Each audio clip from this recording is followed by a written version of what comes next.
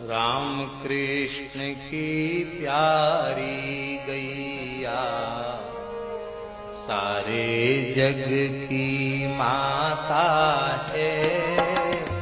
राम कृष्ण की प्यारी गैया सारे जग।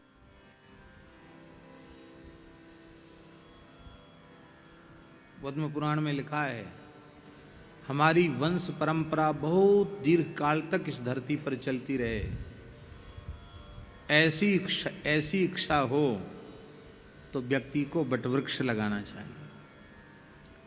वंश की वृद्धि हो, ऐसी इच्छा हो तो अकोले का वृक्ष लगाना चाहिए।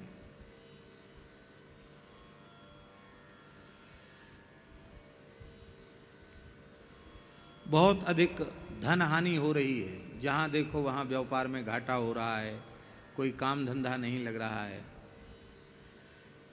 दरिद्रता बहुत अधिक व्याप्त हो रही है, कर्ज का भार बढ़ता चला जा रहा है। ऐसी स्थिति में अधिक से अधिक पीपल के वृक्ष लगाना चाहिए।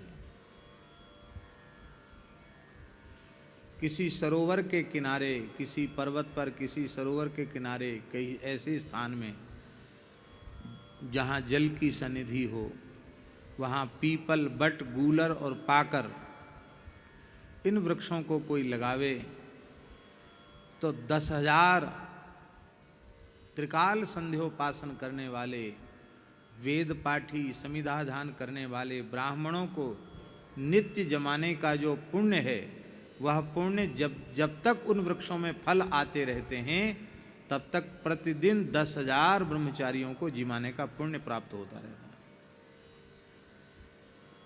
न जाने कितने पक्षियों का भरण पोषण होता है, कितने जीवों का आश्रय होता है। देवी देवताओं का आश्रय तो वृक्षों पर है ही। स्कंद पुराण में लिखा है कि सबके अलग अलग राजा बनाए गए। नागों का राजा कौन, सर्पों का राजा कौन, पर्वतों का राजा कौन। तो वहां वृक्षों के राजा के पद पर प्लक्ष वृक्ष को अभिषिक्त किया गया। प्लक्ष, प्लक्ष माने पाकर। पाकर का पेड़ ब्रह्मा जी का स्वरूप है, वृक्षों का सम्राट है वो। समस्त प्रकार के ग्रह क्लेश की निवृत्ति यदि किसी को चाहिए तो पाकर के वृक्ष की स्थापना करें, उसे ग्रह क्लेश की निवृत्ति होती है, संपूर्ण प्रकार के सौभाग्य की प्राप्ति होती है। आरोग्य की कामना हो, स्वस्थ शरीर रहे, ऐसी कामना हो तो नीम के वृक्ष अधिक से अधिक लगाना चाहिए। साम्राज्य की कामना हो तो गूलर का वृक्ष लगाना चाहिए। बहुत से लोगों के बेटी नहीं होती है, पुत्री होनी चाहिए, क्योंकि गृहस्थाश्रम की पूर्णता पुत्र और पुत्री दोनों से है। पुत्री होनी चाहिए। पोथी में तो यहां तक लिखा है कि जिसके बेटी ना हो उसको बेटी नहीं देना चाहिए, और जिस बेटी का भाई न हो उस बेटी को बहू के रूप में नहीं लेना चाहिए। हमारी कथा का मतलब ये नहीं है कि बेटा, जिनके बेचारे के बेटा ही बेटा है, वो कुंवारे ही रह जाएं, अथवा जिनके केवल बेटी है उन बेटियों का ब्याह ही। हमारी ये कहने का प्रयोजन नहीं है। तो इस दोष की निवृत्ति के लिए जो रक्त संबंध से भाई लगते हैं, उनका भाई के रूप में वर्ण कर लिया जाता है। तब ये कह दिया जाता है कि ये बिटिया जरूर है पर इसका भाई ये है। ध्यान में आई बात?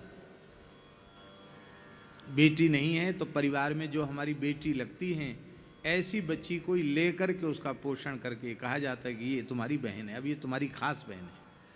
उसका भरण पोषण, उसकी शिक्षा दीक्षा, उसका विवाह आदि संपन्न करके एक बेटी के प्रति जो कर्तव्य होता है, उस कर्तव्य का पालन किया जाता है।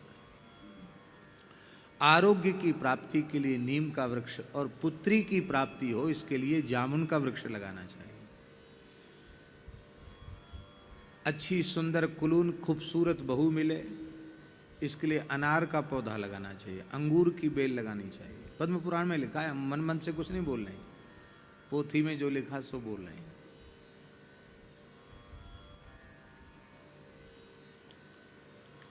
वृक्षों को लगाने की बहुत बड़ी महिमा है। स्कंद पुराण का श्लोक है सज्जन जी, 10 पुत्र समा कन्या, 10 बेटों के समान एक बेटी होती है। पूरे विश्व के किसी धर्म ग्रंथ में कन्याओं का इतना बड़ा आदर नहीं मिलेगा जो सनातन धर्म में। 10 पुत्र समा कन्या, 10 बेटों के समान एक बेटी होती है। और 10 कन्या समो तरु, 10 कन्याओं के समान एक वृक्ष होता है।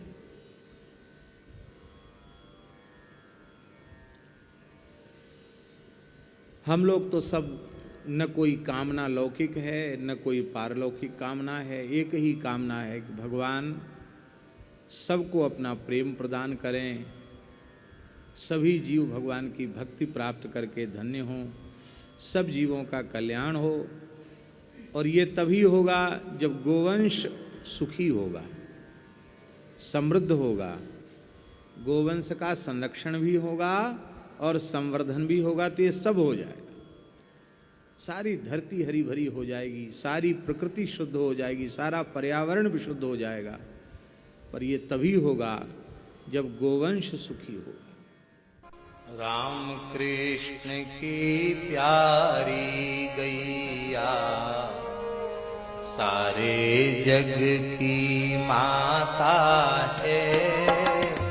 राम कृष्ण की प्यारी